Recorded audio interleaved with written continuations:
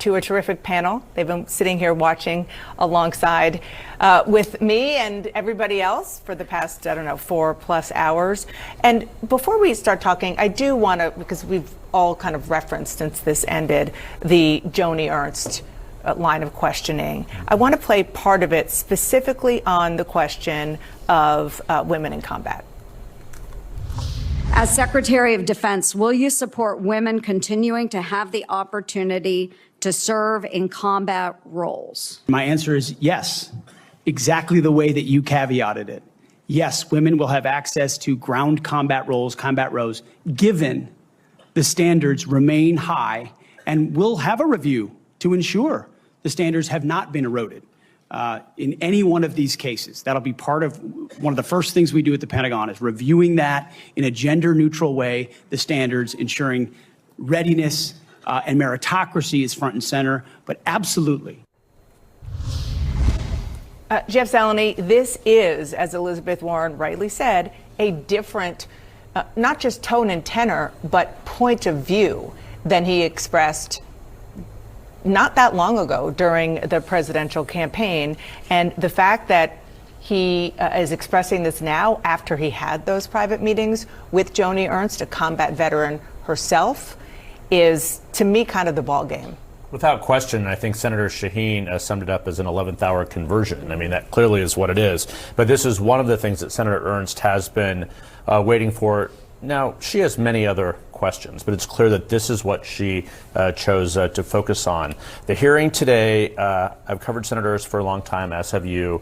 This made it easier to support Pete Hegseth. We will see if anything else comes up. But as of now, people around Senator Ernst would be very surprised if she did not support him. She hasn't said that yet, but you could just see by the line of questioning she chose to ask today. She could have, because she had many concerns in December about his womanizing, his allegations of drinking, etc. This, of course, is what she focused on. But I think that a lot was learned about him. I think overall, as someone who has never been in a confirmation hearing before, he actually handled himself pretty well. Talking with some staffers and things, they thought the smirk was a little bit too much at some point. Unclear. He did not have some specifics of like members of ASEAN, for example. There are 10 Asian countries. So I'm not sure that it was as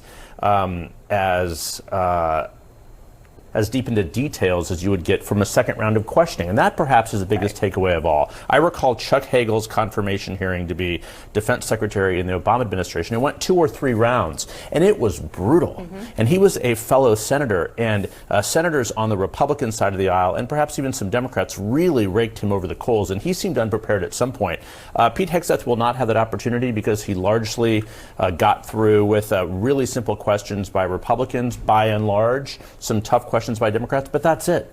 And that is pretty extraordinary in and of itself. Yeah, I think the reality here is that most of Pete Hegseth's confirmation process was probably asked and answered last year before we ever got to this point. And the question today was really, was he going to make some kind of mistake, especially if it involved his audience of one in the president-elect, Donald Trump, that was going to cause some sort of issue that would make it either impossible for Donald Trump to continue to back him all the way, or that would cause some sort of issue with a Joni Ernst. And I think you're absolutely right that the experience that Joni Ernst had when she seemed to be stepping out and saying, I don't know about this guy because I've had a personal experience with sexual assault. Obviously, she's a combat veteran in the military. And she was publicly out there kind of by herself. And she came in for incredible pressure from MAGA supporters of Donald Trump, to the point where she was reported to have asked, how do I get this to stop, right? The answer is you pick that line of questioning in the confirmation hearing and you likely vote for him. Yeah. Colonel Layton, I want to ask you about some of the policy that we heard. We heard a lot of predictable sort of questions/comments from Republicans about DEI and about the kind of woke military, which is defined by different people based on where they come from and what they perceive as to be woke.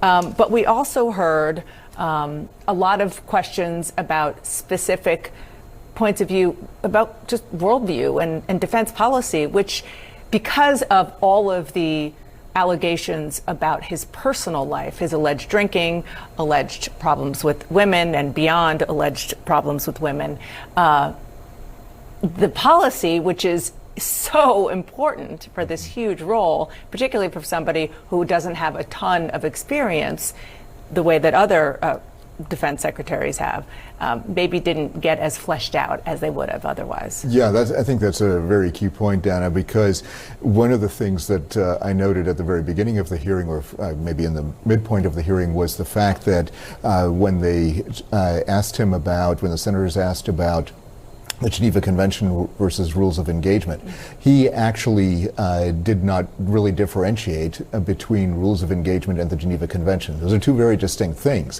The rules of engagement need to follow the Geneva Convention.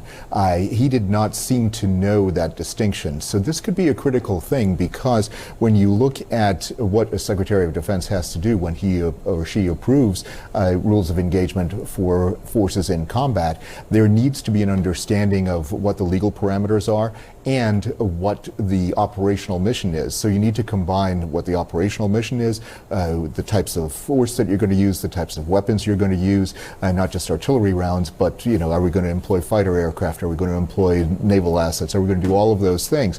And he really didn't seem to get to that point. Other things that also struck me were that we didn't really talk very much about, the senators didn't talk very much about key important issues like Ukraine. They got to it a little bit. Jackie Rosen, Senator Rosen, got to it a bit. Yes, she did. But other than Senator Rosen, I didn't really see very much in that direction. And of course, there are 40+ million people in Ukraine waiting to hear exactly what the Trump administration is going to do for their country. I suspect that when Marco Rubio has his confirmation hearing for Secretary of State, we'll hear a lot more about that. Natasha, I want you to just stop, and I want our viewers to listen once again to some of the exchange that the new senator from Michigan, Alyssa Slotkin, who is a military veteran, who is a veteran of the CIA, had with him about some of the questions regarding what he views his role as when and if his boss, the president, asks him to do things that a U.S. military, active duty U.S. military, should not do in the U.S. Do you believe there is such a thing as an illegal order that Joe Biden or any other president, Donald Trump, could give? Is there anything that a commander-in-chief could ask you to do with the uniformed military that would be in violation of the U.S. Constitution? Senator, anybody of any party could give an order that is against the Constitution or against the law. Right. Okay. So are you saying that you would stand in the breach and push back if you were given an illegal order? I start by saying I reject the premise that President I Trump understand. will be giving You've done your any genuflecting illegal to him, orders but at all.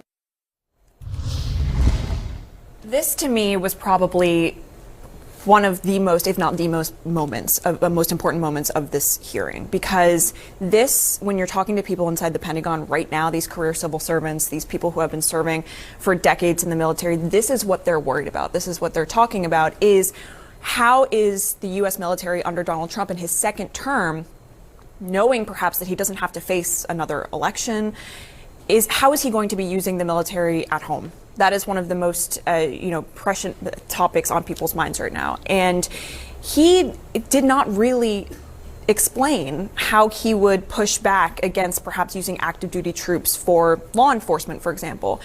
He was asked if President Trump were to tell you to send the 82nd Airborne Division for domestic law enforcement at the border or for law enforcement on the streets in cities to quell protests. Again, he referred to it as a hypothetical, and he really would not necessarily go there, other than to say that he basically rejects the premise that Donald Trump would order anything illegal. Mm-hmm. So this is one of the things that we have reported that the military is spending some time now actually discussing informally in conversations amongst themselves at the Pentagon. What are we going to do and how are we going to respond if we see that the president, orders us to send these active duty troops to the border in capacities other than, for example, administrative functions, which that has precedent. Law enforcement functions, It really doesn't. And so it's weighing very heavily on them. And then, I think also the conversation about purging generals and purging flag officers from the military, particularly when it comes to CQ Brown. Again, he said that he was going to review every single senior officer is going to be reviewed to determine whether or not they have a place really in the military now. I mean, talk about politicization of the military, talk about political bias. I mean, that is something that people are going to be very concerned about. Look, there are 800 flag officers in the military. Are our political views now that we hold personally or privately going to be subject to a review or some kind of vetting by the incoming Secretary of Defense? That's traditionally not the way that the military has worked, obviously. So just a lot here. I think that, again, because there was only one round of questioning, they weren't really able to delve much into. Yeah, no question. Okay, everybody stand by, because I want to go to somebody who knows what it's like to be in